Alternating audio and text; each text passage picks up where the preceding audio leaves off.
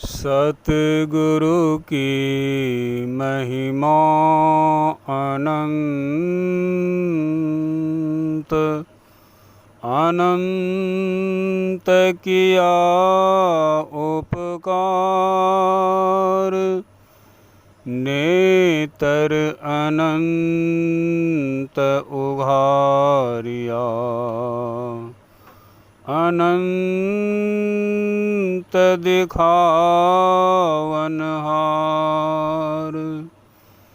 नेतर अनंत उघारिया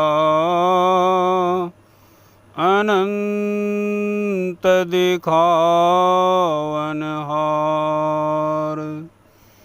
जे सौ चंदा उग वहीं सूरज चरई हजार। ये तो चानन हों दिया गुरु बिन घोर अंधार। ये तो चानन हों दिया गुरु बिन घोर अंधार। पूज्य संत जन, समवेत समादरणीय सत्संग प्रेमी महानुभाव तथा धर्म परायणा देवियों, गोस्वामी तुलसीदास जी महाराज लिखते हैं रामचरितमानस में, बड़े भाग मानुष तन पावा।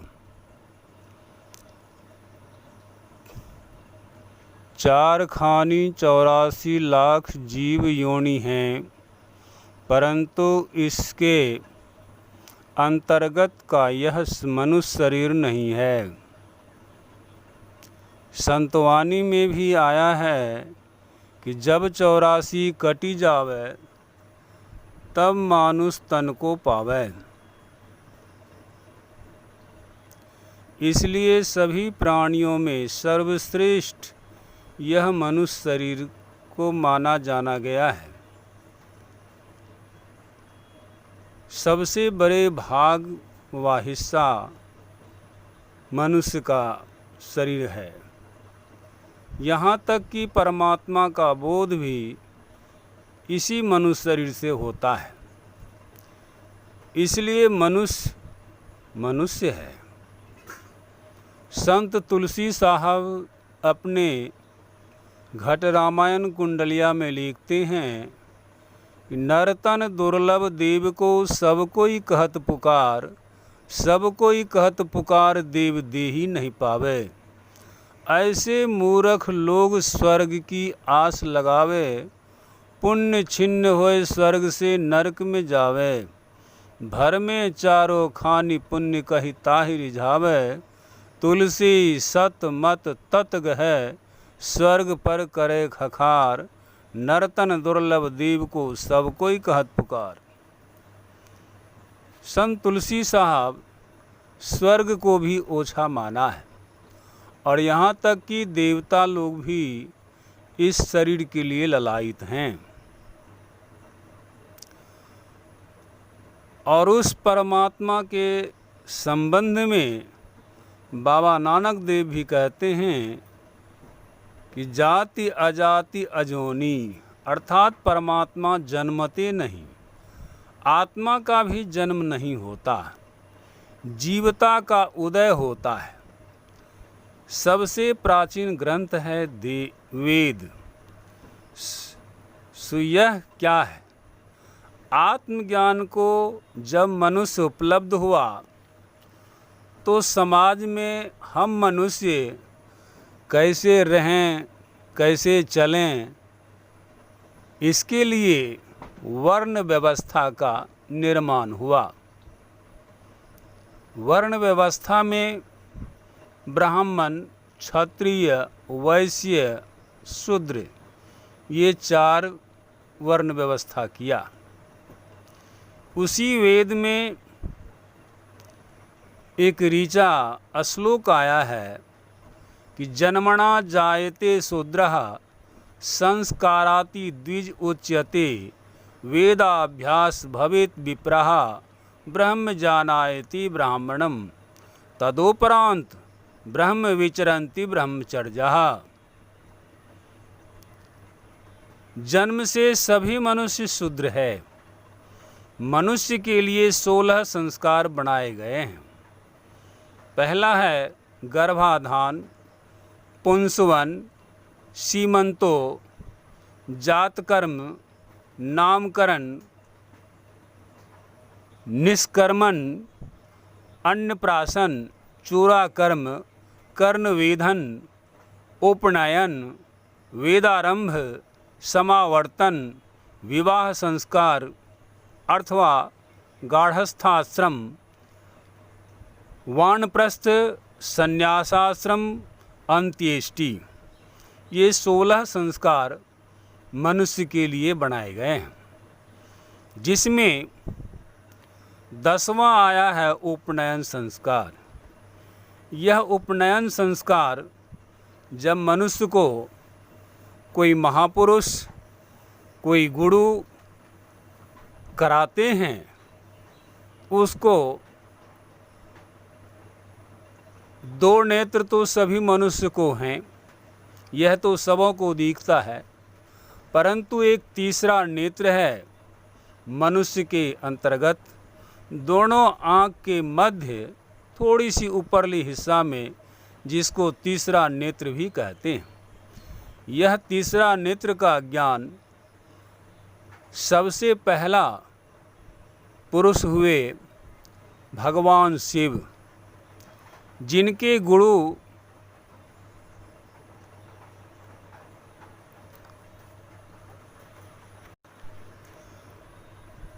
अंगिरा मुनि थे। अंगिरा मुनि ने शिव को यह दृष्टि योग की क्रिया बतलाया, जिसको करने के बाद उन्हें शिव नेत्र खुल गया अथवा तीसरा नेत्र का ज्ञान हो गया। तो यह तीसरा नेत्र खुलना ही उपनयन संस्कार है। लेकिन बाद को मनुष्यों ने इसे एक सामाजिक व्यवस्था, रूढ़िवाद में बना दिया कि सिर्फ यज्ञोपवीत करा देना, जनेऊ पहना देना, इसके लिए 2-3 दिन क्या क्या उसके पूजा पाठ, हवन वगैरह, बकरे बुकड़े भी काट करके लोग खाते पीते हैं। तमाम तरह से चमड़े का जनेऊ, फिर कपड़े धागे का जनेऊ, फिर कुछ घरों में भिक्षा मंगवाना, ये सब जो है ब्राह्मणों ने बाहर में यह रूढ़िवाद बना दिया। लेकिन यह शुद्ध सत्य नहीं है।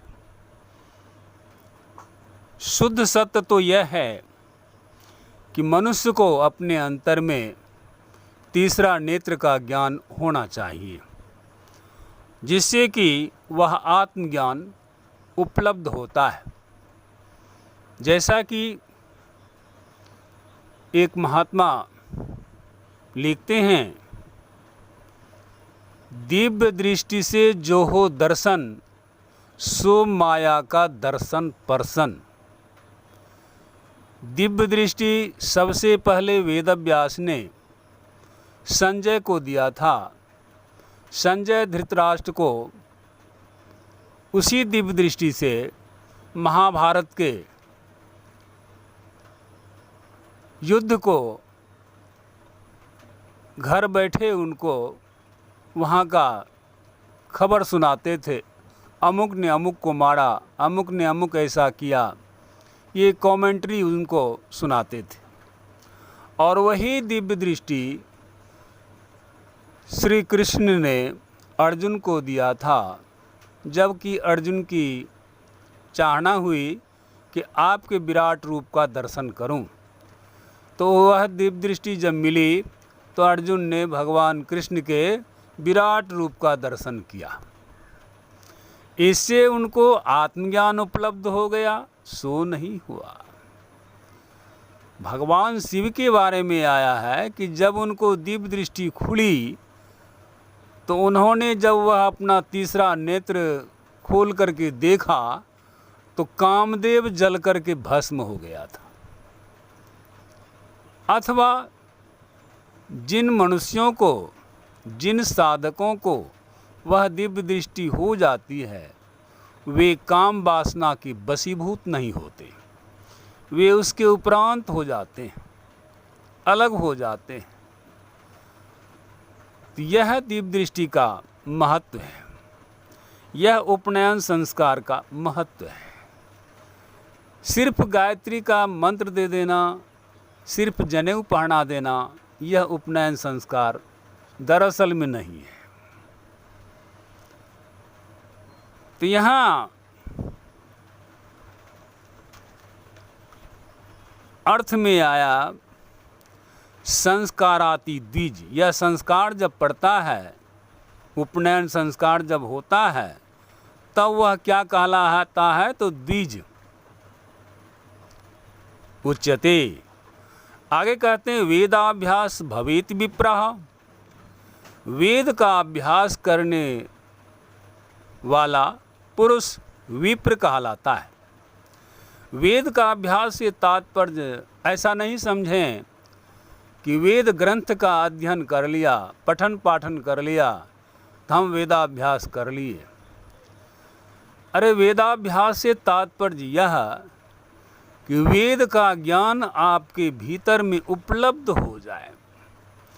जिस ज्ञान को वह पुरुष, सबसे पहला पुरुष जिन्होंने उपलब्ध किया, वही तो वेद को लिखा। आत्मज्ञान को उपलब्ध हो गया तभी तो वेद को लिखा। जिस आत्मज्ञान के नहीं उपलब्ध होने पर कोई एक शब्द अनुभव का नहीं लिख पाता है, तो फिर इतना बड़ा बड़ा ग्रंथ कैसे लिख देगा? तो वह आत्मज्ञान का जब उपलब्धि होती है तब वेद, उपनिषद, तब गीता, तब रामायण, तब महाभारत, संतवाणी, ये तमाम तरह के ग्रंथ उनके निजी अनुभव पर लिखे जाते हैं। तो यहाँ पर आया कि वह आत्मज्ञान को मैं उपलब्ध कैसे करूं। तो एक ऋषि हुए कर्दम ऋषि, और उनकी पत्नी थी देवहूति। इन दोनों के द्वारा 9 पुत्री और 1 पुत्र का जन्म हुआ। पहली पुत्री अनुसुईया, जिनका पति अत्रि मुनि।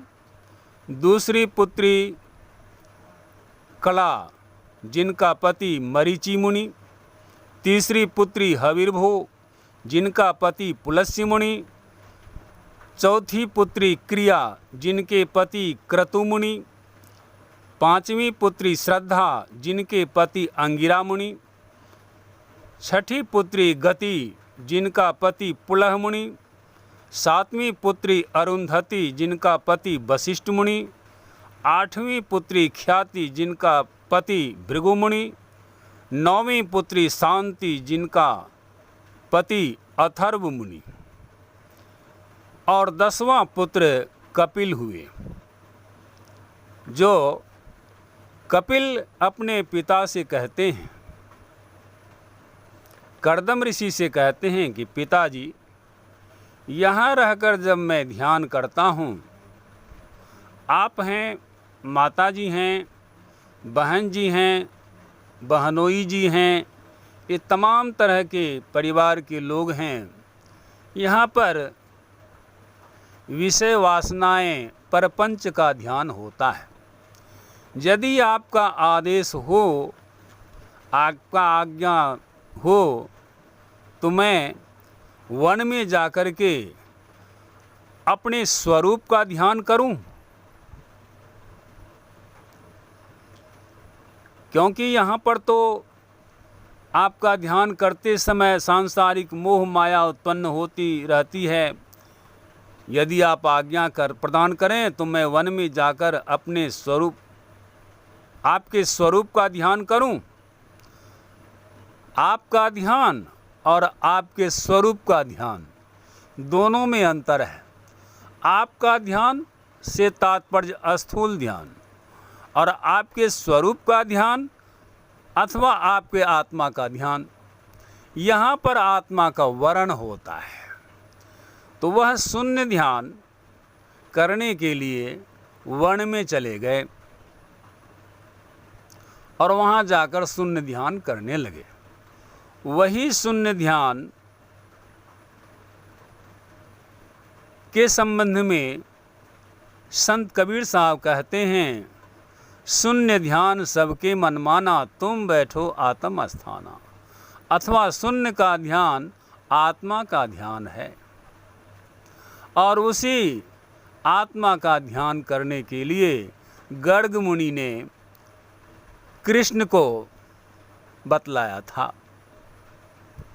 और जब वे ध्यान करते थे तो उन्होंने अपने संबंध में कहते हैं कि ब्राह्मे मुहूर्ते उत्थाय वायुर्य पस्पृश माधव दध्यो प्रसन्न करन तनु आत्मानं स्वाम।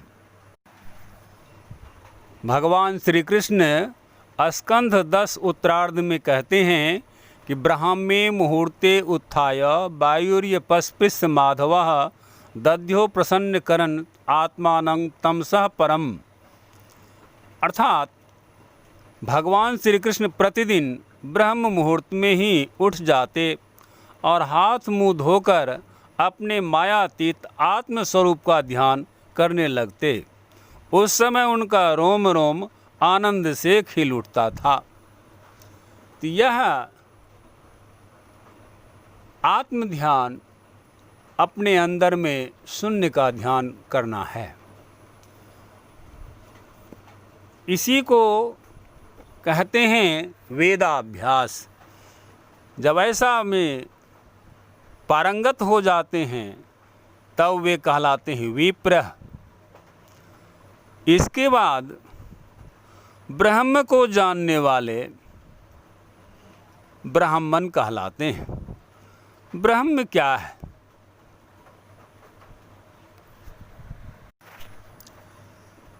संत सुंदरदास जी महाराज कहते हैं, ज्ञान समुद्र पमंगल छंद में शब्द ब्रह्म परिब्रह्म भली विधि जानिए, 5 तत्व गुण 3 मृषा करी मानिए, बुद्धिवंत सब संत कहे गुरु सोई रे, और ठौर शिष जाई भ्रमे जिमी कोई रे।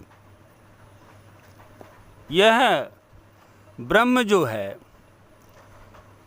शब्द ब्रह्म परिब्रह्म, शब्द ब्रह्म के पार में जो परब्रह्म है, निःशब्दं परमं पदम, उसको जो जानता है दरअसल में वह ब्राह्मण कहलाता है।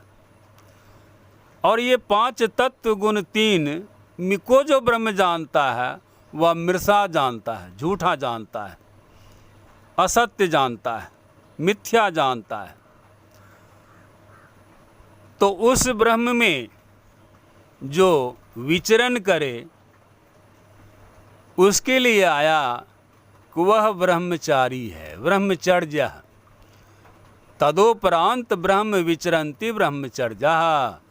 उस ब्रह्म में विचरण करने वाला ब्रह्मचर्य कहलाते हैं। तो यह ज्ञान मनुष्य को अपने अंदर में उपलब्ध होता है, और यही उपलब्धि मनुष्य की शरीर की विशेषता है। अगर यह उपलब्ध नहीं हुआ और सब कुछ उपलब्ध हो गया तो वह मनुष्य नहीं। इसलिए कि उपनिषदकार भी कहते हैं, आहार निद्रा भय मैथुनंच सामान्य मेतत् पशुभिर्नराणाम ज्ञानम नराणाम अधिकं विशेखो ज्ञाने निहीना पशु भी समाना। अर्थ, आहार भोजन लेना, भय डर लगना, मैथुन संतान उत्पन्न करना, निद्रा आलस्य लेना, आलस्य आना, ये सभी चार सभी प्राणियों में बराबर है। परंतु मनुष्य भी यदि इसी के अंतर्गत रह गया तो इसकी क्या विशेषता? मनुष्य जो है वह ज्ञान को जब उपलब्ध करता है तो वह विशेष होता है। अधिकार है मनुष्य को ज्ञान उपलब्ध करने का। इसलिए हम लोगों को चाहिए अपने आत्मा का ध्यान करें, अपने आत्मा को जानें और इसको उपलब्ध कर लें। इसलिए मैंने पहले ही सतगुरु की महिमा के संबंध में वंदना किया। सतगुरु की महिमा अनंत है और मेरे लिए सतगुरु उपकार कितने करते हैं तो वो भी अनंत ही कर देते हैं। अनंत क्या उपकार!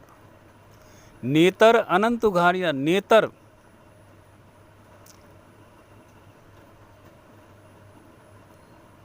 नेत्र तो नेत्र ही दोनों हैं, लेकिन यहाँ पर तीसरा नेत्र जो अंदर है, तौर में जो है, उसको जो प्रकट कर दे, ऐसे सतगुरु की महिमा है। नेतर अनंत, अंदर के नेत्र पर जो अनंत के बीच जो पर्दा था उस पर्दा को हटा दिया, ऐसे सतगुरु की महिमा अनंत है। अनंत दिखावनहार, उस अनंत को तीसरे नेत्र पर के पर्दा जो हटा दिए, तीसरा नेत्र जो खोल दिए, उपनयन संस्कार जो करा दिए, दरअसल में वे सतगुरु महान हैं। उन्हीं सतगुरु के बारे में एक दो पद भी सुन लें। सतगुरु दीन्ही ईसरगद जरी, सतगुरु दीन्ही ईसरगद जरी, जरी संग रहे विष नहीं व्याप, को कितनहु दुलरी, बरे बरे विषधर बौराए, सीढ़ पिए के सुधरी, जरी संग रहे विष नहीं व्याप, को कितनहु दुलरी, बरे बरे विषधर बौराए, सिर पिए के सुधरी, सतगुरु दीन्ही ईसरगद जरी, सतगुरु दीन्ही ईसरगद जरी, जरी सुंघाए मन मरी उलटे, लय सुरत सहज सफरी,